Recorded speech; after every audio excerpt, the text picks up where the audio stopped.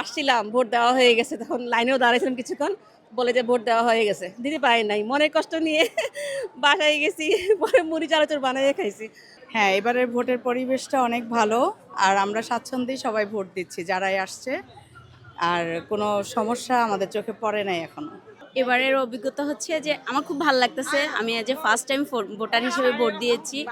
আর সুষ্ঠুভাবে সুন্দরভাবে হয়েছে, এটাই আমার ভালো লাগছে। এর আগে আসলে আমরা ভোট দিতে পারতাম না, কারণ আমাদের আসার আগে শুনতাম যে আমাদের ভোট দেওয়া হয়ে গেছে। কিন্তু এবার আমরা আমাদের কোথায় কোন কেন্দ্র এসব খোঁজ খবর করে করে আমরা নিজেরা যার যার ভোটটা দিতে পারছি। ওইটা আসলে দিতে পারি নাই, আর কি করব, এসে ঘুরে চলে গেছি। কারণ আমরা অন্য এলাকায় থাকি এখন, শ্বশুরবাড়ি অন্য এলাকায়, ওখান থেকে এসে যেখানে ভোটার এখানে আসছি ভোট দিতে, কিন্তু পারি নাই, চলে গেছি। মন খারাপ ছিল।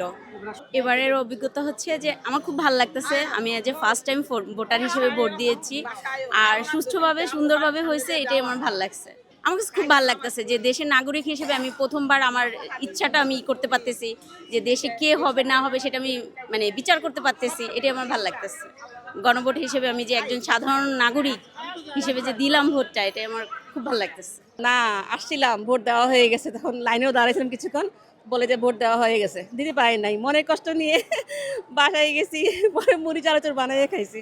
পরে আজকে ভোট দিতে পারলাম, অনেক ভালো লাগতেছে। আমিও দিলাম, আমার মেয়েও দিল। মেয়ে প্রথম ভোটার। ও প্রথম এবার অনেক আনন্দ, উৎসাহ উদ্দীপনার সাথে আমরা ভোট দিলাম। খুব ভালো লাগতেছে আর কি। একবার অনেক আগে তখন আমি দিয়েছিলাম একবার, জিয়া রহমানের সহযোগিতায়। কিন্তু এবার হ্যাঁ ভোট না ভোট এটা খুব ভালো লাগছে, দিলাম যে ইনশাল্লাহ ভালো হবে সব কিছু। আমরা নতুনদের চাই, যাদের আসুক, নতুনরা আগে আসুক। যারা নতুন এরা পুরোনোদের দেখলাম তো, নতুনরা আগে আসুক, আমরা চাই ওরা ইনশাল্লাহ ভালো কিছু করবে।